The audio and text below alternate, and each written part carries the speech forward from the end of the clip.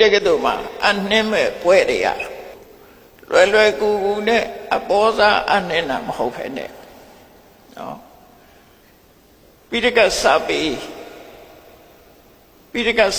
ထဲမှာ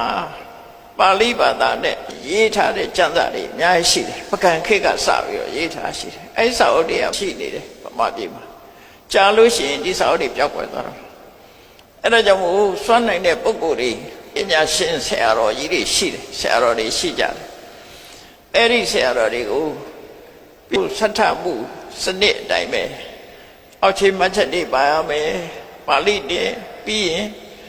alphabetic order နဲ့တာဝဏိတပပဋ္ဌာနာအနုကမဏိကာတို့လက်ခိတပမဏိကာတို့နောက်ကနေခင်မိတဲ့ဒီစနစ်တွေနဲ့ထည့်သွင်းထားပြီးတော့လွယ်တဲ့စနစ်မျိုးနဲ့ကျမ်းရှင်းသားပြီးတော့တင်သွင်းနိုင်ပါဠိတထဝိဘဝီဆိုတဲ့ပါဠိပညာရှင်ဆိုတဲ့ဖွဲ့တူကိုဆက်ကပ်ပြီးတော့အင်္ဂလိပ်လိုကြော literature ဒီlitလို့ခေါ်တာပေါ့အငုံတက္ကသိုလ်ကလေရီဆရာတော်ကြီးရေးတဲ့ဒီပဏိကျမ်းတွေကိုအကြောင်းပြုပြီးတော့ဒီlitဆိုပွဲဒီဆရာတော်ကြီးကိုကပ်ဖူးတဲ့အငုံတက္ကသိုလ်ကဆရာတော်ကြီးရေးတာအခုဒီမှာပိဋကစာပေပါဠိလိုရေးထားတဲ့ကျမ်းဂန်တွေကိုတိဖြတ်ထုတ်ဝေနိုင်တဲ့တိဖြတ်နိုင်တဲ့ကျမ်းပြုနိုင်တဲ့ပုဂ္ဂိုလ်တွေစတ္ထပါဠိစတ္ထဆရာတော်တွေကိုထိလစ်ပွဲကပ်ဖို့ဒါသူရေးတဲ့စာအုပ်ပေါ်မှာကြည့်ပြီးတော့လုပ်တယ်နောက်တစ်ခုကတော့သုတ္တဓမ္မဝိဘဝီသုတ္တဓမ္မဝိဘဝီမိမိသိယူထားတဲ့တရားတော်ဘာတွေနဲ့ပတ်သက်ပြီးတော့ကျွမ်းကျင်လိမ္မာတဲ့ပညာရှင်ဆိုတဲ့အဓိပ္ပာယ်အဲ့ဒါကတော့သုတေသနကျမ်းစာတစ်ခုရေးသားပြီးတော့တင်သွင်းမဲ့ဆိုလို့ရှိရင်ဒေါက်တာအော့ဖလို့ဆိုပြီး PhD ဘွဲ့အဲ့ဒါအဲ့တော့ဒေါက်တာဘွဲ့နှစ်ဘွဲ့ထိတဲ့ကတူမှရှိမယ်နောက်တစ်ခါမာစတာဘွဲ့ကြတော့သုတ္တဓမ္မဝေဒီ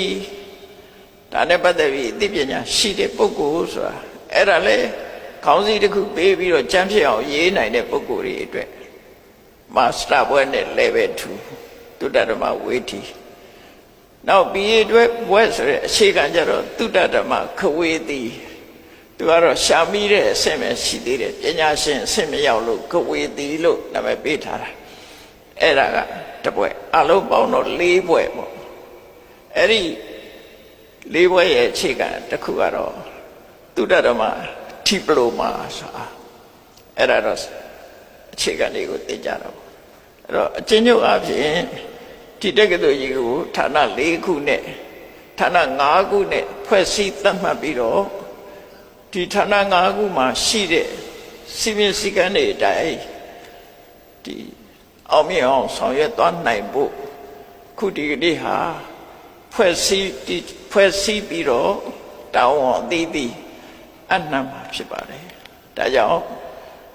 ဒီကနေ့ကနေစပြီး2022ခုနှစ်ဒီဇင်ဘာလ3ရက်နေ့ကစတင်ပြီးတော့ထိတက်ကတူလုပ်ငန်းစတင်လက်ပတ်တယ်လို့မှတ်တမ်းတင်ထားပြီးဒီနေ့စတင်ဖွင့်လှစ်ကြောင်းကြေညာအပ်ပါသည်